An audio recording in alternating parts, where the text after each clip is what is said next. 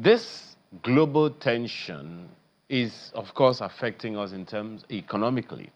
Is there any direct or remote link between what is happening all over the world, particularly the war in Iran and the war between Russia and Ukraine? Is there any direct or remote link to what is happening, the seemingly sudden spike in insecurity in Nigeria? There may be, but the road to that connection will be a very convoluted one. First, the insecurity in Nigeria is necessary for the global arms trade. Wow. The international arms trade needs the confusion in Africa. They need a market for small and medium arms. So there's a clear investment in ensuring that the confusion goes on. It's not about Nigeria, it's about economic interest. That's number one. Number two, the collapse of the Sahel. The countries that broke up, the confusion in Sudan and Niger and co. All of that has made a lot of people not just jobless, but they were also already militarized and militants. They are moving down this way. They are available for recruitment. They are available for what is good to be used for what is going on here.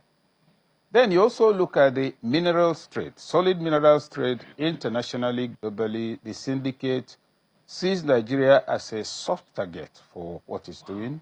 You know that for decades, and this is not about this government or even the one before it, there's an international industry around that area where what we call insurgency or what we call banditry is actually the battle for control of areas with mining, with minerals and coal.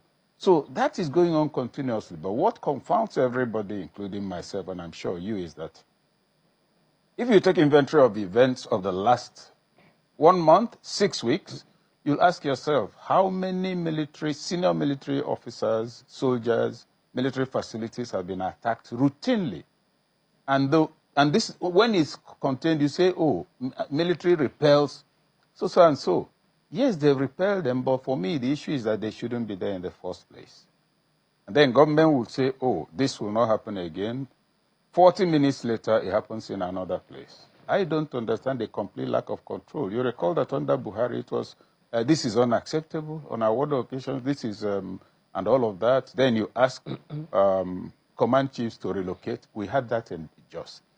The final one on this element of security is the mistake of sending service chiefs to theaters. You don't do that. Strategic leadership is never at the point of maximum vulnerability. If anything happens to strategic command in a military engagement, you've lost the war. Imagine now that you say, okay, President Tinubu, who is the president, should go to the peak of where there's a riot in order to reassure Nigerians. You don't do that. So, 3 things. 1, the military is overstretched. 2, there doesn't seem to be enough intelligence to aid its work.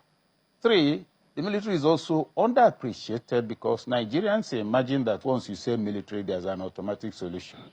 How come these things were not happening years ago? How come it's escalating? What is it that has fallen out of sync that's making Nigeria 150% vulnerable across all the states of the Federation? You recall a governor was on TV last week, 3 weeks ago, that they know that what he doesn't understand, and he's a northern governor, what he doesn't understand is what gives these boys the impunity. Because some of them are known, some of them, their parents are known in his own state, and he's staring around and asking, where and what is government? And these are people in government. And now, the plane that was shot down, if you recall, in Niger State, I think 2 years ago, was carrying about 20 soldiers or so. He shot down, they died. What was the thing? This governor addressed the state. Please, I don't think of retaliating. Instead, find out so that you negotiate with the bandits.